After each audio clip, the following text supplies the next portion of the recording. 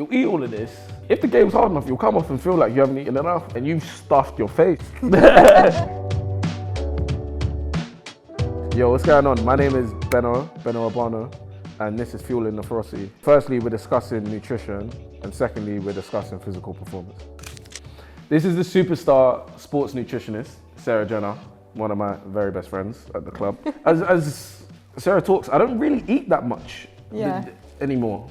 Beno, you are a very unique case when it comes to nutrition. I think we've had a nice little journey. Yeah, there's two things that I have on a game day that will be one or the other. I have a favourite. What are the two things I might bring to a game? Is this the pre-event meal? Yeah.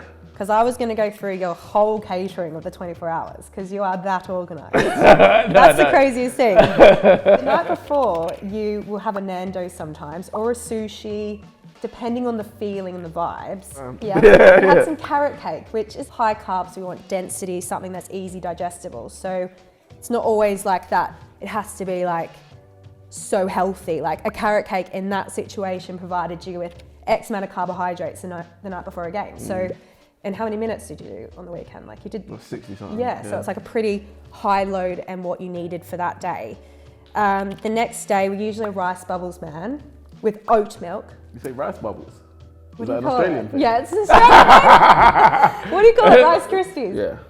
And then 5 hours before, 4.5, you've changed this. It has to be eaten before 4 hours. Yes. Do you get what I mean? So Yeah, like whether it's given to me at 5 hours or 4.5, it has to be finished before 4. Exactly. So we've changed over the years, but now we're working with some chicken goujons. So just a little bit of protein. You don't go hard on that really. And then a packet of rice because...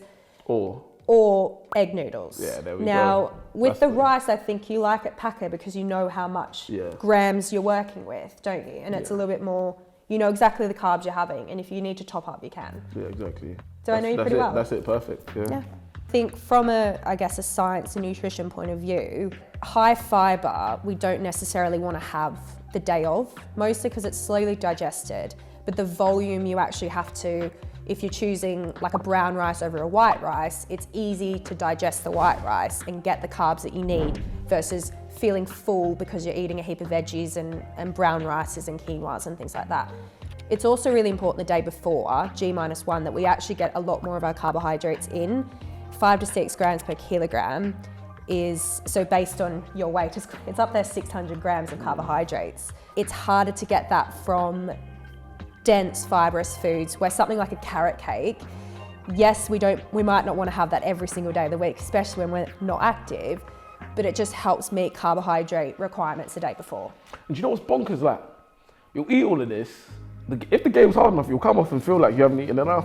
Do you know what I mean? Like you'll come off at the end of the games and you'll still be shattered and feel like you haven't eaten enough beforehand and you've stuffed your face, like, and it's just like, it feels spent. So yeah, you can always eat more, I think, even. Like. Yeah. My education is more about fueling for what you're doing throughout the week, understanding the different training loads and understanding that your fueling does, or how much you eat is influenced highly by how much activity you're doing. Our Tuesday sessions are quite a high load. You do need to choose certain foods that are a little bit more calorie dense, that do have a little bit more carbohydrates versus the day off where we're not doing anything, we're not as active. Our body does need things to recover, so good proteins. That's where the fruits and the vegetables and the high fiber stuff is important because it keeps you full because you're needing the volume.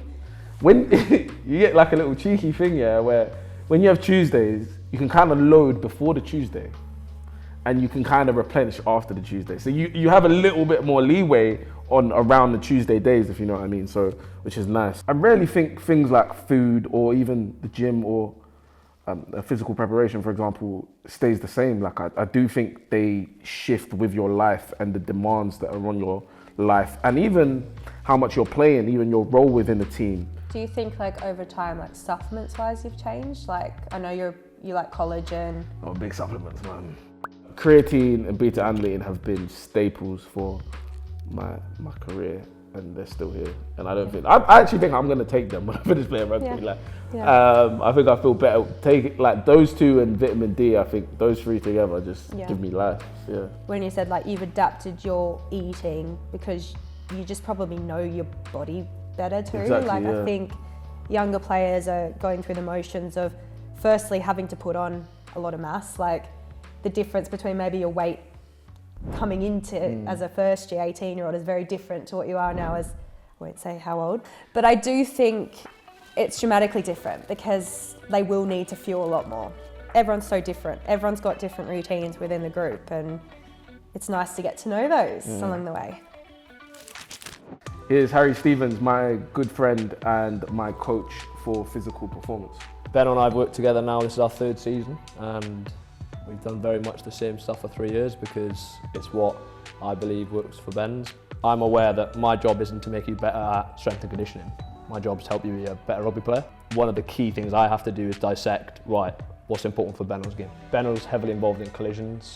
He has to win collisions, he has to win scrummage, battles against the tight head prop, but he also has to move around the field now, so the locomotive demands are going up alongside the collisional demands. Who do you think you are, bro? What they have to tailor into programs quite heavily is injury history. I've had quite a few surgeries on my knees and stuff. The way our program is tailored is because of that, essentially. Yeah, it's the old adage of the best ability is availability, but ultimately improving him in tasks. So something we're working on at the minute is Beno's acceleration, for example. We're trying to microdose that every week and make sure that that's heading in the right direction. The idea of stiffness is, if we throw something at the floor, how quick can it come back to us, right? So if you put your foot on the ground, how quickly can you raise it back? And the stiffer you are in your ankle and in your knee and in your hip, is the quicker your foot's gonna come back and be ready to hit the floor again and produce force in the shortest amount of time, right? So that is basically at the heart of all field sports. It's not unique to rugby. And that is basically the heart of what we're trying to do. And it's sort of like a foundational piece of all sport. Yeah, and alongside that, rugby is an acceleration sport. It's no use being reactive if you can't be propulsive, if you can't travel distance. So like Ben says there, you do want to come back and whack the floor when you're accelerating, for example, but you also need the centre of mass to travel. You also need the hip to travel.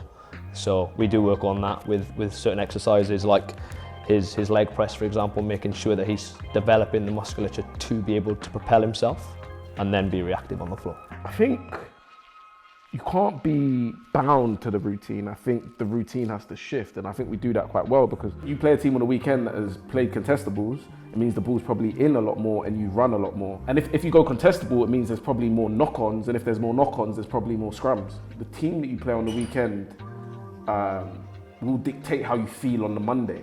And how you feel on the Monday dictates how you then prepare for the week following. Do you get what I mean? But you have your guidelines and you have your exercises that you want to improve at and your tasks that you want to improve at, but it is sort of guided by previous games, I guess. Having the ability to flex is important, but long term for these things to, for example, around Beno's knees, for me to create that outcome I want with those knees, I probably do need to look at a long-term view, not a short-term view.